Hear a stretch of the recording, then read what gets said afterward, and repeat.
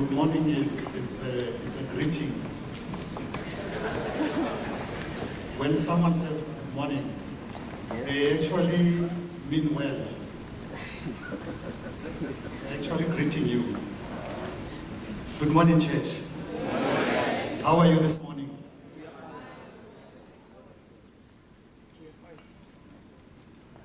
This is where you come in. You need to ask me, how are you? I'm fine. Thanks for asking. It's indeed a privilege for me to share this podium and I feel comfortable that I have the leaders with me and I see my friends from the union and also the church at large.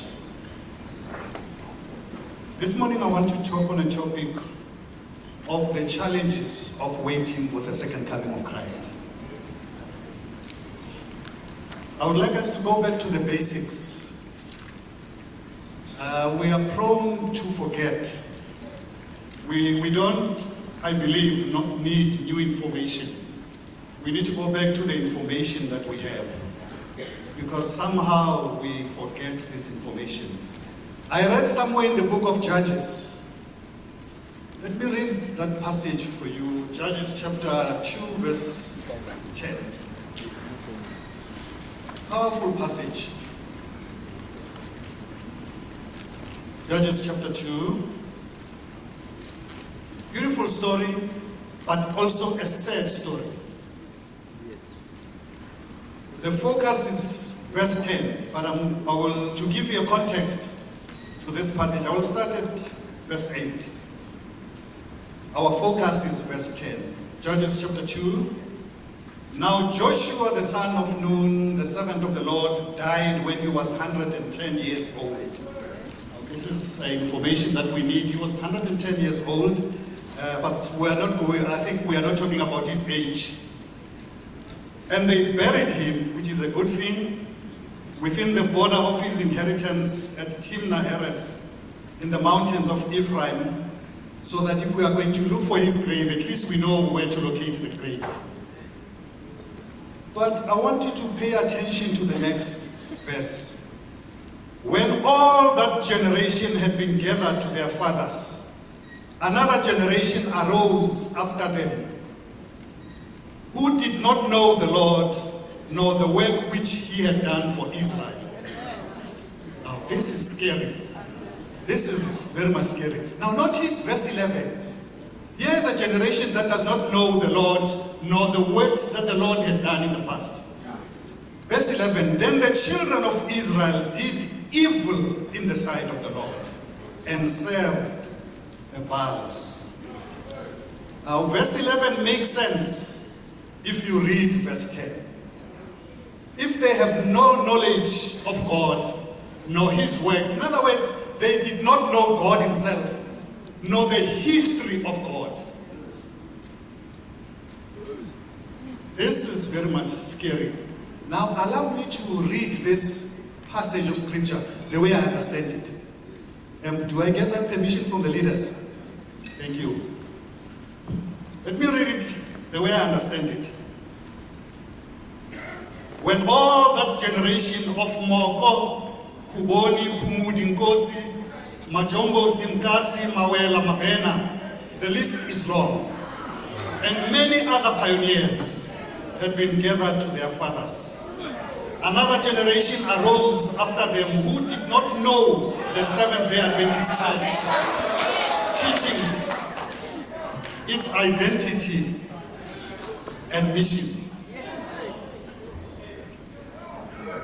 I'm told that the Reformation was driven by two words. You know, the reformers, Martin Luther, John Knox, Jerome, many others. I'm told that that Reformation was driven by two words, two critical words: difference and distance. The reformers looked and evaluated the church. They compared the church of their day with the church of the New Testament. And they discovered that there was a distance and also a difference. It was very different in terms of practice. And there was a distance in terms of the doctrines. They decided that this is not the church that we read about in the New Testament. I want to suggest to you that it is the time now to look at the church and say, is this the church of Kuboni? The church of Kumudi? The church of the Mawelas?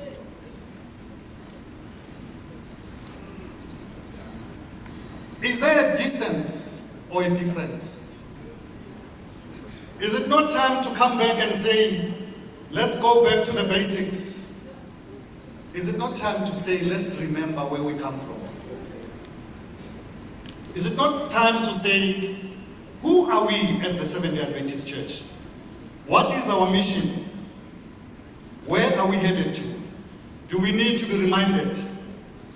Now, I will not be talking about new things. I'll be reminding us. I'm told that there is nothing new under the earth. We simply repeat what we know. Luke chapter 19, verse 12. Turn with me to book Luke 19, verse 12. Luke 19, verse 12. I'm going to read 12, Luke 19. Therefore he said, a certain nobleman went into a far country to receive for himself a kingdom and to return. 13. So he called 10 of his servants, delivered to them 10 minas, and said to them, do business till I come. Now I'm reading it from the New King James Version. If you read it from the King James Version, the phrase would read, occupy till I come. It's difficult to occupy. It's very difficult to wait. We've been waiting for a long, long time.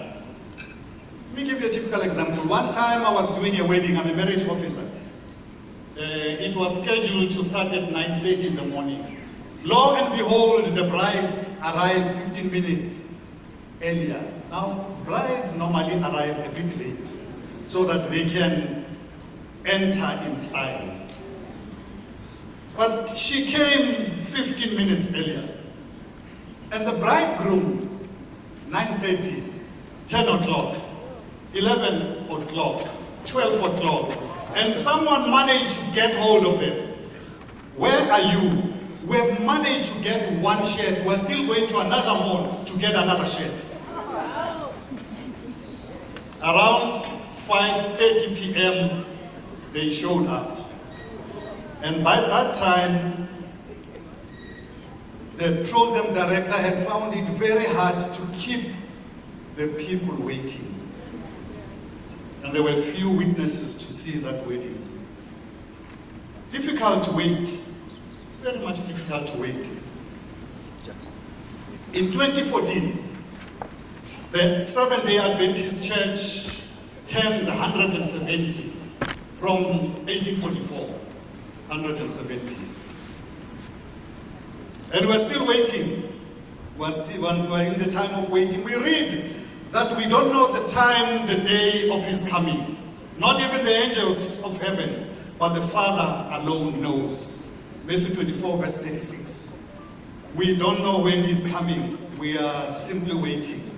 Now in the past, our pioneers did something which was interesting while they were waiting. They decided to set time as something that would drive their waiting or motivate their waiting. You'll remember that it was in 1844 when they were disappointed. A year later, James White, before he got married to Ellen White, he heard an announcement in September 1845. He's in his church and he hears an announcement that a couple would be getting married very soon. And he stood up and said, how can you allow that? Getting married is denial of faith. If people get married, they are delaying our stay on this earth. And he even made a statement that marriage is actually a wile of the devil. Lo and behold, 2 years later, he also got married.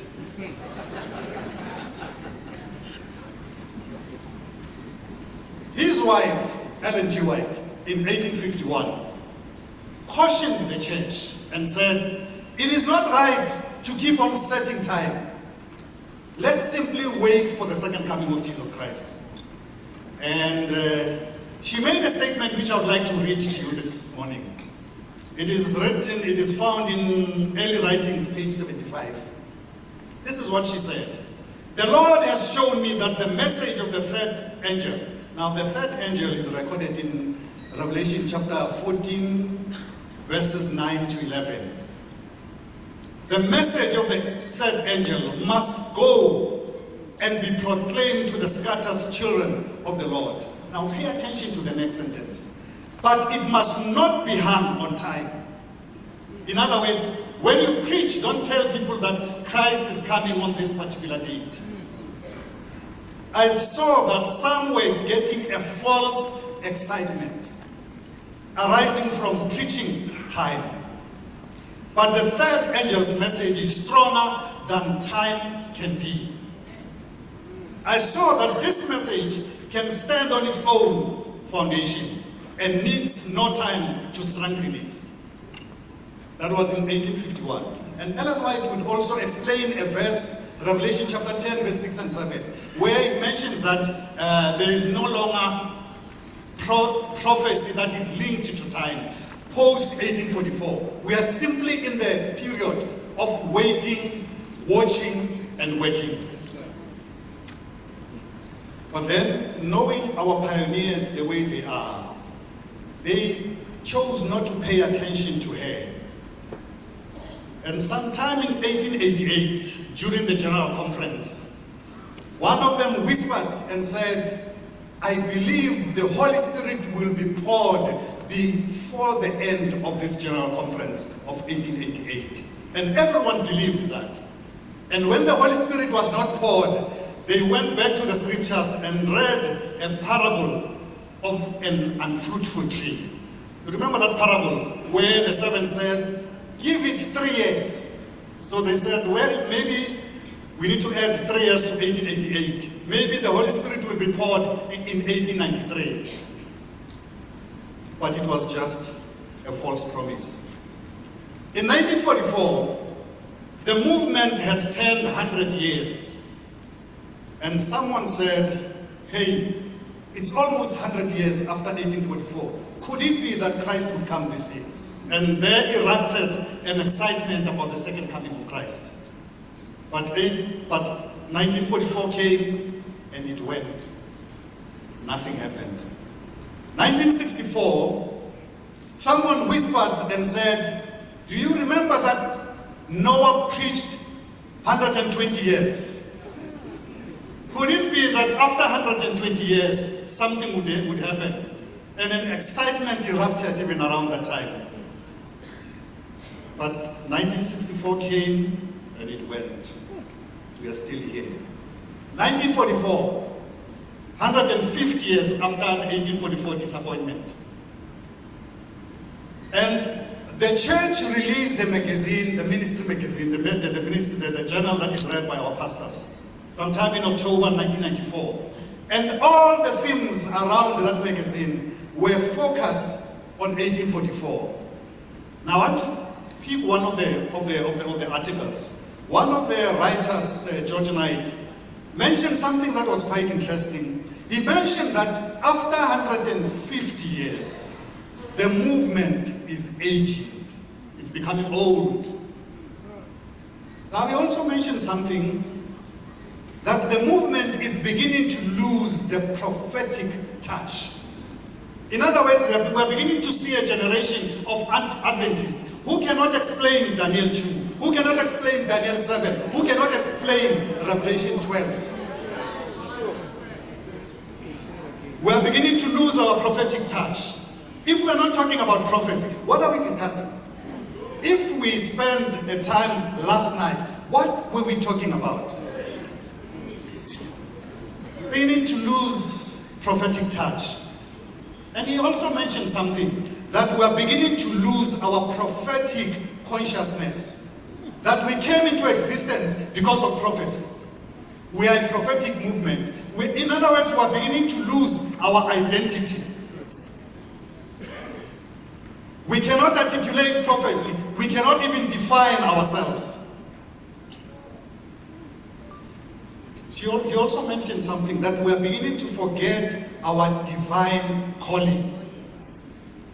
We are forgetting who we are, why we are here. Now, when he mentioned this, I became scared. He said, we are beginning to forget our distinctive truths. The truth about the sanctuary, the health message, prophecy, health message. Our distinctive truth. Are we beginning to lose our health message? Can it be true that we are ridiculing our health message? When the world wants to eat what is in our prophetic books, we want to eat what they prescribe. The year 2000. The year 2000. Another excitement erupted. You will come in 2000. And then he started saying things. I still remember I cautioned someone. I said, don't set time. Nothing will happen in 2000. We are simply in the waiting and watching and working. And the person said, Luke pointed a finger at me and said, you are a Jesuit.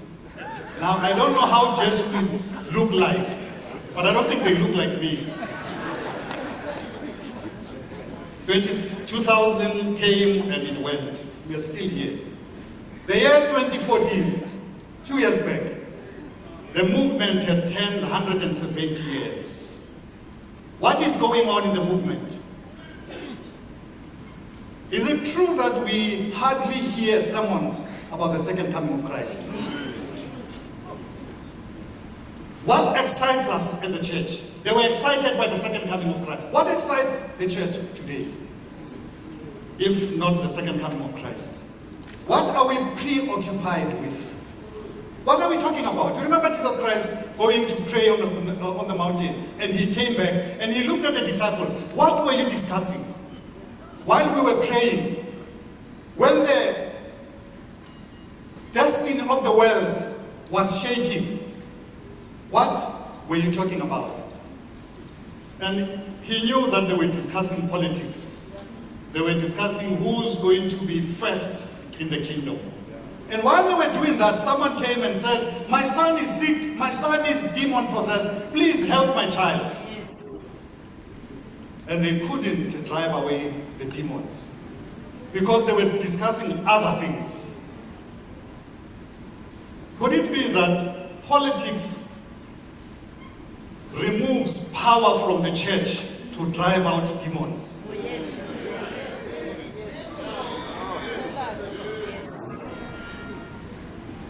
I'm encouraged this morning when I read the TOC report. I saw that you planned to increase the membership by 15%. And I saw that you exceeded that goal. I saw that you added new precious souls, 10,062, through baptisms. These are folks that did not know that Christ was coming, or Christ is coming. And this has nothing to do with those that were moved or accepted by profession of faith or transferred. These are new precious souls. I'm encouraged this morning that someone is preparing for the second coming of Christ. I'm encouraged that someone is occupying until he comes. But I'm also discouraged because I've heard wars and rumors of war. And I'm discouraged this morning. The servant of the Lord says, in the context of the second coming of Christ, keep it before the people. The truth that Christ is coming should be kept before every mind. Amen. This is Evangelism, page 220. We need to talk about the second coming of Christ. It must excite us. We need to prepare ourselves and others to meet our soon coming Jesus Christ. And if we are not talking about that, what are we talking about? Lastly, brothers and sisters, I'm going to urge us, every delegate, as we transact God's business, we are also witnessing. We are witnessing to our host at Birchwood. We are also witnessing to those that are sharing this facility with us. The place is big. We are also witnessing. I also need to mention that I lost a soul at the session. One of the souls that we had worked for, unknowing to us, she decided to attend one of our sessions. Without it, if we had known, we would have told her that, no, go to a camp meeting, don't go to a session. Without telling us, she attended a session. Lo and behold, she left the church. And her reason was, I don't see a difference. I should have stayed in my church. Someone did not witness to her. Now, brothers and sisters, as we are transacting God's business, don't forget that there are those who are still seeking the Lord, who are still in the valley of the decision. Let's not give them reasons never to become Adventists, but let's encourage them to join this grand movement, which is going to the kingdom. Let us be gentle when we deal with one another. Let us be Christ-like when we deal with one another. Let's witness to everyone. May God bless us this morning. Let's pray together. Father, we want to dedicate ourselves this morning. You are great. You are Jehovah. We are simply part of this movement which originated in the Old Testament. This ship of Zion has been moving, headed towards the shores of the New Jerusalem. And we happen to be passengers in this era. I pray, Father, that we stay in the ship and we don't shoot holes so that we sink the ship. But we encourage this morning that this ship of Zion, according to the book of Revelation, will reach the shores of heaven. It may reach it without us, but we pray, Lord, that we will be there. Until then, Father, help us to occupy until you come.